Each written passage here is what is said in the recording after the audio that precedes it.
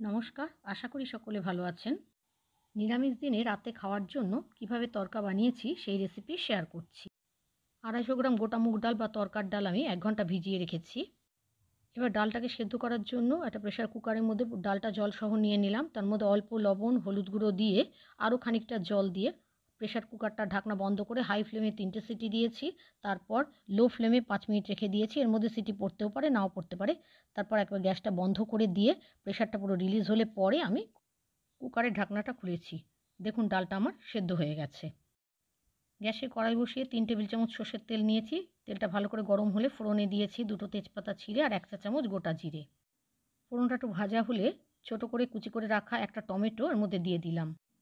টমেটোটাকে একটু ভেজে নিয়েছি। টমেটোটা যখন একটু নরম হয়ে গেছে তখন এখানে দিয়ে দিলাম 2 চা চামচ আদা বাটা, 1 চা চামচ করে জিরে গুঁড়ো, ধনে গুঁড়ো, কাশ্মীরি লঙ্কার গুঁড়ো, কাঁচা লঙ্কা বাটা, অল্প হলুদ গুঁড়ো আর আন্দাজ মতো লবণ। ডাল সেদ্ধ করার সময় লবণ হলুদ গুঁড়ো দেওয়া ছিল, সেটা খেয়াল রেখে দিতে হবে। দিলাম 1 টেবিল চামচ চিনি আর খানিকটা কসুরি মেথি। গ্যাসের আঁচ মিডিয়ামে রেখে মশলাগুলোকে কিছুক্ষণ আমি কষিয়ে নিয়েছি। তারপর অল্প জল দিয়ে মশলাটাকে খুব ভালোভাবে কষিয়ে নিয়েছি যতক্ষণ না তেল ছেড়ে আসে।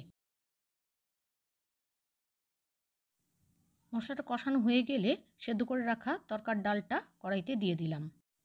এবার মশলার সাথে ডালটাকে ভালোভাবে মিশিয়ে নিয়েছি। এবার ডালটা যখন ফুটে উঠলো তখন দিয়ে দিলাম হাফ চা চামচ গরম মশলা গুঁড়ো।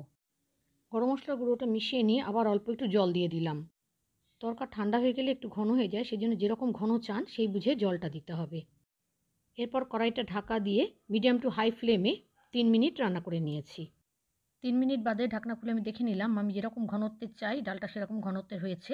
তাই সবশেষে খানিকটা কসুরি মেথি হাতে ঘষে ছড়িয়ে দিলাম। ধনেপাতা থাকলে ধনেপাতা কুচিও দিতে পারেন।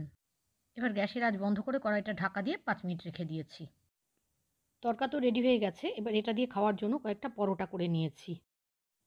পরিমাণ মতো আটা নিয়ে তার মধ্যে অল্প লবণ, চিনি, রিফাইন্ড অয়েল দিয়ে ময়াম দিয়ে আটাটাকে মেখে নিয়েছি। তারপর এর থেকে গোল গোল লেচি কেটে আমি বেলে নিয়েছি। আপনারা ত্রিকোণ আকারেও করতে পারেন। সমস্ত পরোটাগুলোকে আগে সেঁকে নিয়েছি। তারপর অল্প রিফাইন্ড অয়েল দিয়ে পরোটাগুলোকে আমি দুপিঠ উল্টে পাল্টে ভেজে নিয়েছি। সরষের তেল বা ঘি দিয়েও পরোটাগুলো ভাজতে পারেন।